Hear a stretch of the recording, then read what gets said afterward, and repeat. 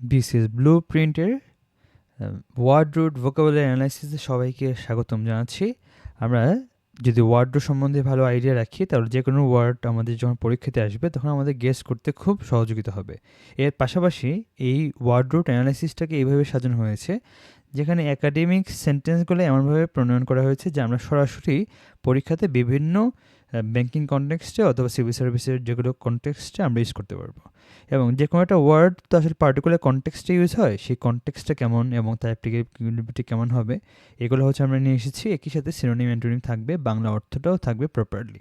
So firstly যে আজকের যে ওয়ার্ড রুট, আমরা ওয়ার্ড রুট এ নিয়ে হচ্ছে কথা বলবো। ওয়ার্ড রুট এ হচ্ছে বোঝাচ্ছে উইদাউট, অর্থাৎ কোনো ওয়ার্ডের পূর্বে যদি পৃথকভাবে এ থাকে ওই ক্ষেত্রে আমরা জিনিসটাকে উইদাউট হিসেবে ধরে ফেলতে পারি।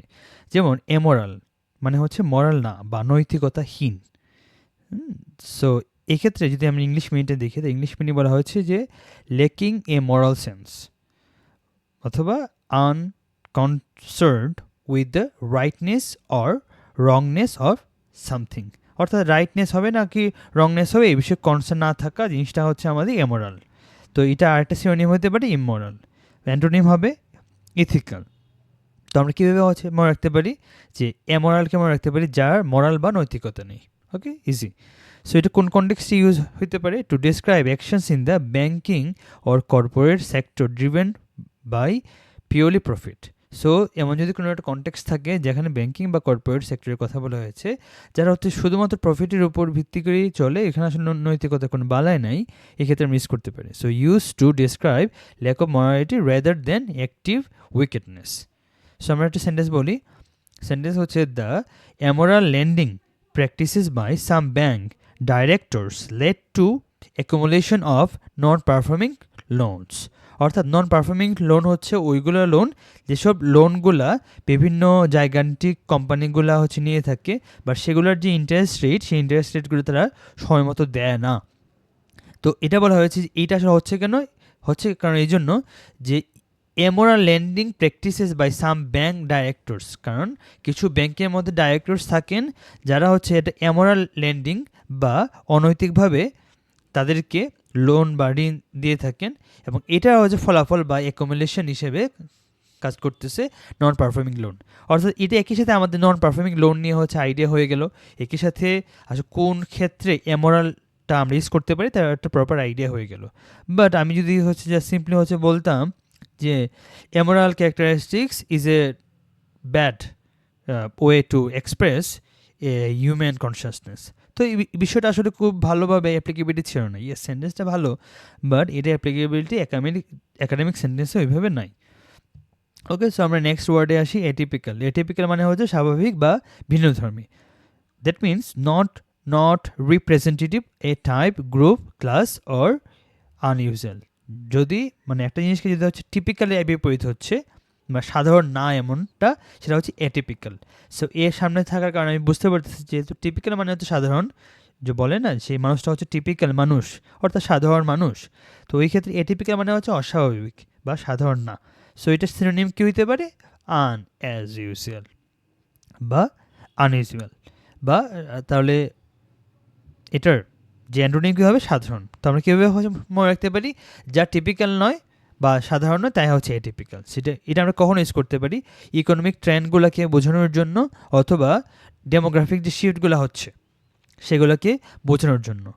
ডেমোগ্রাফিক শিফট হচ্ছে বোঝায় যখন একটা ক্লাস্টার অফ পপুলেশনের মধ্যে এক ধরনের একটা শিফট আসে, সেটা কালচার শিফট হইতে পারে, সেটা ল্যাঙ্গুয়েজ ওয়াইজ শিফট হইতে পারে, সেটা তার থট প্রসেসের মধ্যে শিফট হইতে পারে, বা একটা লার্জ পপুলেশনের মধ্যে যখন শিফট হয় সেটাকে আমরা ডেমোগ্রাফিক শিফট হিসেবে উল্লেখ করতে পারি। So to express something that ব্রেকস the normal pattern, যখনই কোনো একটা নর্মাল প্যাটার্নটাকে ভঙ্গ করবে তখন আমরা এটিপিক্যাল ইউজ করতে পারি। সো এটা আসলে ওই যে 3 স্টার দেওয়া হয়েছে, that means it is quite important. So একটা সেন্টেন্স বলি। The atypical surge in remittance during the global crisis helped stabilise Bangladesh foreign exchange reserve.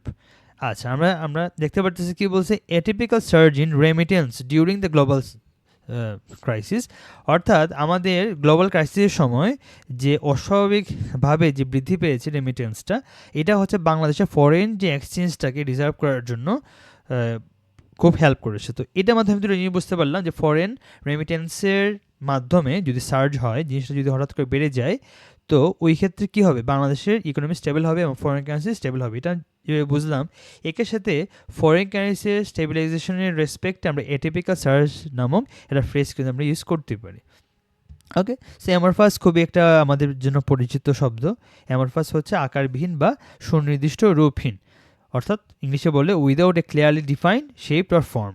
আমরা জানি অ্যামরফাস এবং ক্রিস্টালাইন দুইটা হচ্ছে খুবই একটা পপুলার জিনিস পলিমার সায়েন্সের ক্ষেত্রে। সিনোনিম হিসেবে বলতে পারি শেপলেস, এবং আমরা অ্যান্টোনিম হিসেবে বলতে পারি স্ট্রাকচারস। তো কীভাবে রাখতে পারি, এ মরফস। আচ্ছা, মানে মর্ফ মানে হচ্ছে আমরা জানি আকার, আর এ মর্ফ মানে হচ্ছে আকারহীন। ওকে, সো এটা কখন ইউজ হয়, যদি আমরা কোনো আনঅর্গানাইজ প্ল্যান, পলিসিস ও স্ট্রাকচারকে হচ্ছে বলতে চাই।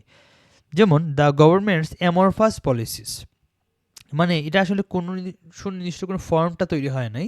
Regarding cyber security have left many digital platform vulnerable মানে হচ্ছে জিনিসটাকে আক্রমণযোগ্য, বা জিনিসটাকে আক্রমণ হতে পারে, বা সাসসেপ্টেবল। তো এটাকে হচ্ছে বোঝায় ভালনারেবল। সো সেই ক্ষেত্রে cyber security have left many digital platform vulnerable, অর্থাৎ এই যে গভর্নমেন্টের যে অ্যামরফাস পলিসিস বা আকারহীন বা সুসংগঠিত না হওয়ার যে পলিসিসগুলো, এইটার কারণে যে সাইবার সিকিউরিটির মধ্যে যে বিভিন্ন প্ল্যাটফর্মগুলো ঝুঁকিতে চলে গেছে, বা ভালনারেবল কারণ বলতে পারি ঝুঁকিতে চলে যাওয়া এরকম। So for the policies situation আর ল্যাক অফ ক্লিয়ার ডেফিনেশনের ক্ষেত্রে আমরা জিনিসগুলোকে ইউজ করতে পারি। সো আজকের জন্য লাস্ট ওয়ার্ডটা পড়বো, সেটা হচ্ছে অ্যাট্রফি। এট্রফিকে আমরা মনে রাখতে পারি এ যুগ ট্রফি। সো ট্রফি না পেয়ে চর্চা না থাকায় দক্ষতা কমে যাওয়া, কারণ একটা মানুষ যখন ট্রফি পায় না, তখন সে আস্তে আস্তে জিনিসটার প্রতি ইন্টারেস্ট হারিয়ে ফেলে, তখন সে আর প্র্যাকটিস করে না, এবং সে যে দক্ষ যেটা ছিল সে দক্ষ থেকে অদক্ষ হয়ে পড়ে, অর্থাৎ তার মধ্যে ক্ষয় হয়, সে দুর্বল হয়ে পড়ে। অর্থাৎ কেউ যখন ট্রফি পায় না তখন সে দুর্বল হয়ে পড়ে, কারণ সে আর প্র্যাকটিস করে না। অর্থাৎ এই যে জিনিসটা হচ্ছে gradually decline in effectiveness or vigour বা সাহস due to underuse or neglect. অর্থাৎ যখন মানুষ ট্রফি পায় না, তখন সে কী করে, তার যে ইফেক্টিভনেসকে সে নেগলেক্ট করে, তার সাহসটাকে সে নেগলেক্ট করে, এবং এজ এ রেজাল্ট হিসেবে তার মাঝে গ্রেজুয়াল ডিক্লাইনেশন আমরা দেখতে পারি। সো এটা আমরা জন্য কী ইউজ করতে পারি, ডিগ্রেডেশন ইউজ করতে পারি। হ্যাঁ, ওকে। সো আবার আমরা হচ্ছে সেটার অপোজিট ওয়ার্ড হিসেবে ফ্লোরিশ আমরা ইউজ করতে পারি, অথবা আমরা এই যে সিমিলার হিসেবে ডিটেরিওরেশন হিসেবে বা অবক্ষয়ও ইউজ করতে পারি সিনোনিম হিসেবে। সো এটা কখন ইউজ হতে পারে, discussing the decline of rural infrastructure ক্ষেত্রে আমরা বলতে পারি, আর হিউম্যান স্কিলসের জন্য আমরা বলতে পারি জিনিসটা। অর্থাৎ এটা একটা formal word for wasting away অথবা ডেক্লাইন। আমরা তো যে কোনো একটা ওয়েস্টিং বা ক্ষয়, এটাকে তো বিভিন্ন ওয়ার্ড দিয়ে আমরা চাইলেই ডেসক্রাইব করতে পারি। লাইক হচ্ছে আমরা হ্রাস পাওয়া বা এবিট বলতে পারি, এরপরে হচ্ছে আমরা জিনিসটাকে অ্যাবজেক্ট বা নিকৃষ্ট বা অ্যাবলিশ বিলুপ্ত হয়, এই ধরনের হচ্ছে বিভিন্ন কিছুতে এক্সপ্রেস আমরা করতে পারি একটা জিনিসকে কমে যাওয়াটাকে। কিন্তু আমরা যদি স্পেশালি যদি হিউম্যান স্কিল অথবা রুরাল ইনফ্রাস্ট্রাকচারকে যদি ক্ষয় হয়ে যাওয়াকে বুঝাইতে চাই, তাহলে ফর্মাল ওয়ার্ড হিসেবে atrophy is a good word. এটাও 3 স্টার একটা ওয়ার্ড। সো আমরা সেন্টেন্স মেক করি। So without proper and continuous maintenance the newly build rural infrastructure will quickly begin to atrophy.